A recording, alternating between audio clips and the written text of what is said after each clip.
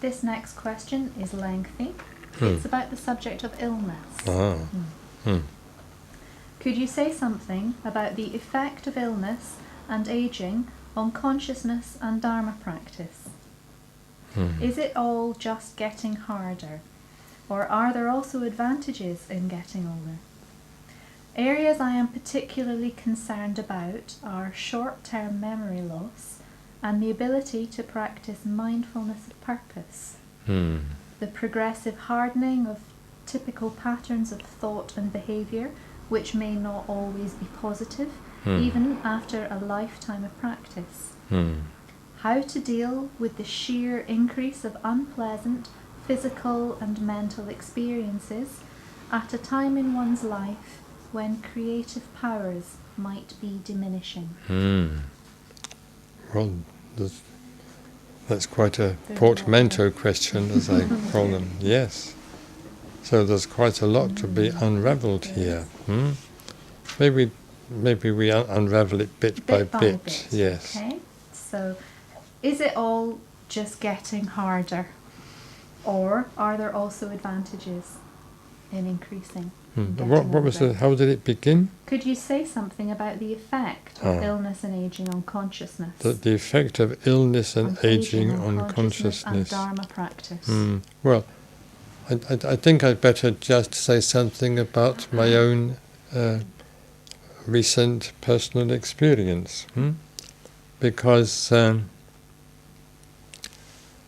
about 4 years ago, I started suffering from very severe insomnia.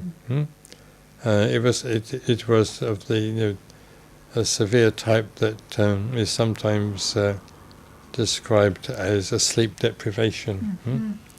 And this lasted for about a year, and it was extremely unpleasant and extremely, in a way, painful. But throughout, I was able to maintain my awareness. I knew what was happening, and I continued to be aware of my present state from moment to moment, as it were, as I usually did. But of course, I was aware of something quite painful and quite unpleasant. I don't think it affected my consciousness, because I knew perfectly well what was going on.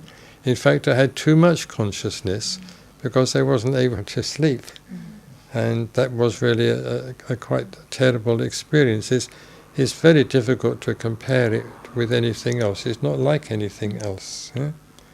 But on the other hand, there were compensations. And when I was able to sleep, just for an hour or two, I found I had very positive dreams, which was quite surprising. I had very beautiful dreams, very inspiring dreams.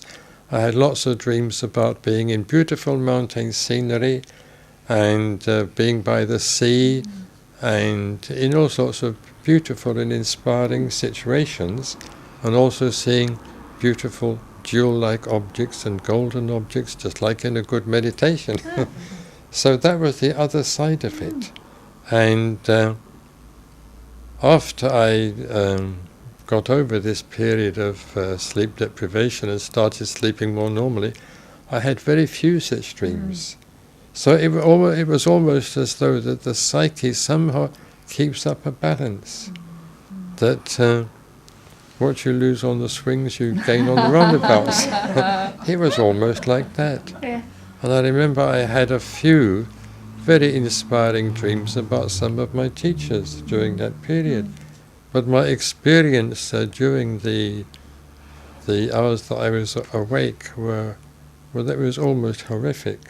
But I did remain conscious and aware. And I tried not to be impatient. In fact, I said to myself quite consciously, well, this is an opportunity to practice patience. And I think I did practice patience.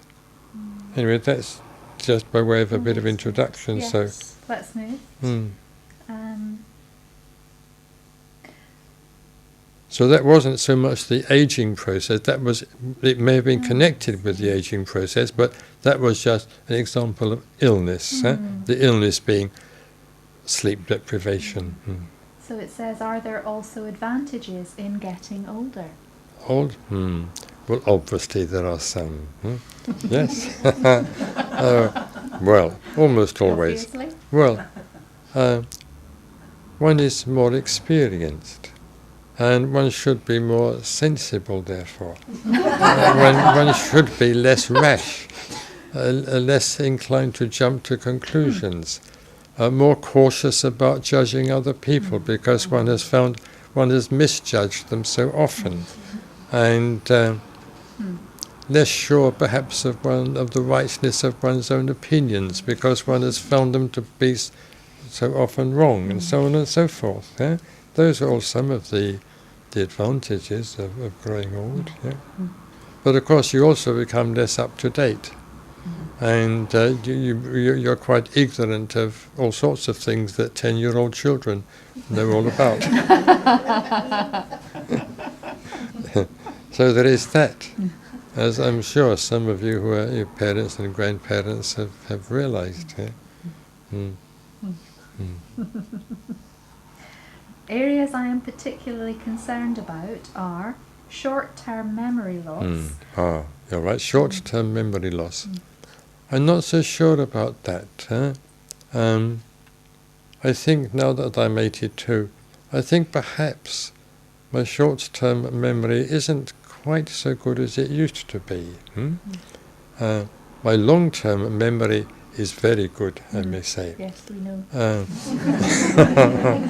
My short-term memory, maybe not quite so good, but on the other hand, for the last 2 months, I've been unable to read or write anything because my macular degeneration has come back to one eye.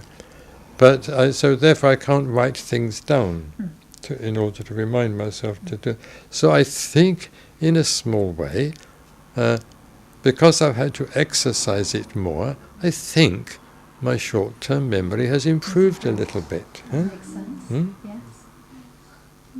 So?